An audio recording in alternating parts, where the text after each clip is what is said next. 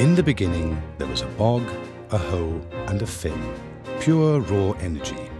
Then, some 400 years ago, came globalization, also to Finland. Ships were more than the backbone of the world trade.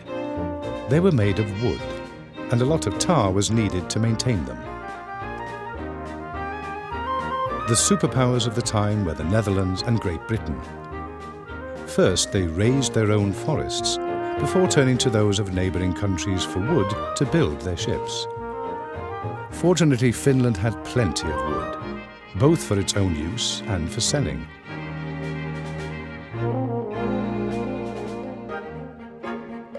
It wasn't until the 20th century that Finland gained proper access to new forms of energy, global and inexpensive. The era of coal and oil started. However, globalization also entailed problems of power politics, like World War II. Trade routes were severed, stockpiles dwindled, and fuel shortages soon became a reality. The Timber Office of the Railways Administration assumed responsibility for firewood. After the war, the name was changed to Vapo, an abbreviation of the Finnish for State Fuel Office. At the height of state-sponsored logging, 30,000 men, 12,000 horses, 184 vehicles and 172 vessels were put to work. Their total output came to 8 million cubic meters of cordwood.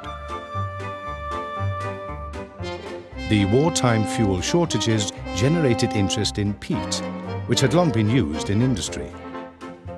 The government decreed that peat production be started at Neova in central Finland, and a company, Suo Oy, was established for the purpose.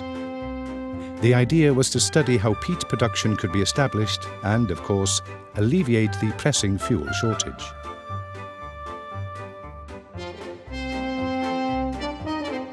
Neova developed into an extraordinary community and a testing centre for peat production. It employed prison labour, labour conscripts and skilled labour. After a difficult start, the volume of peat production started to rise quickly. Major customers included the Helsinki gas plant at first, then Finnish State Railways.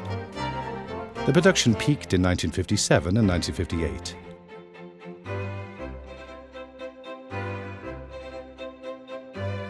Teething problems had been fixed, and the machinery could now be used at full capacity. The standard of living started to rise rapidly after the war. The 1960s introduced the Finnish dream.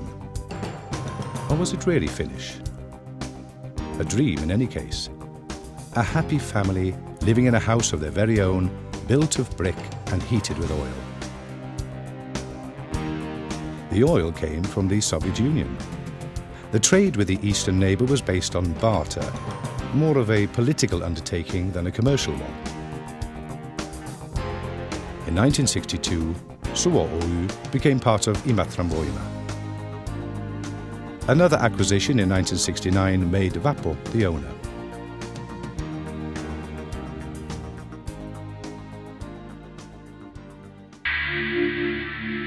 By the 1970s, the Club of Rome had published its report, The Limits to Growth.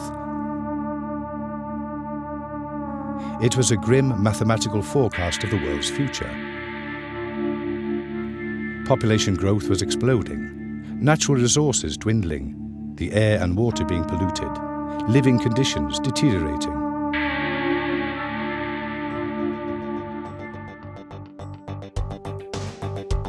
Vapo launched peat production in 1970.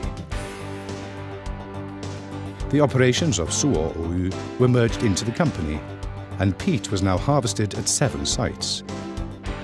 The list of customers comprised a few regional heating plants, a garrison and a prison.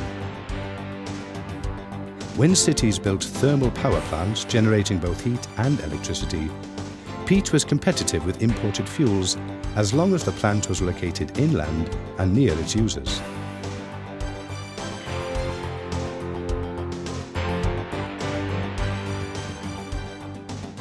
The city of Kuopio showed foresight in its energy policy back in 1969 when it decided to build a peat power plant. Foresight? Yes. Oil price fluctuations were yet to come. The signs were there, but few could interpret them.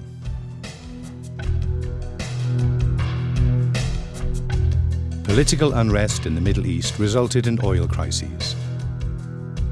The price of oil doubled in a short period of time. Thermostats were turned down and street lighting curtailed. Energy conservation revealed its bleak side.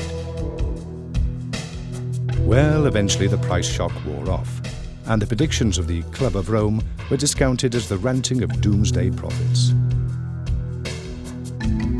Coal remained cheap, and Soviet oil gave a sense of security. Finland became increasingly hooked on coal and oil.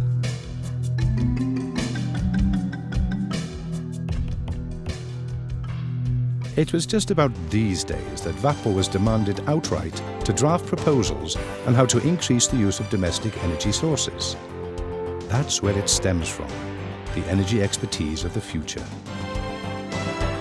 Vapo, the flag bearer for bioenergy for more than 60 years.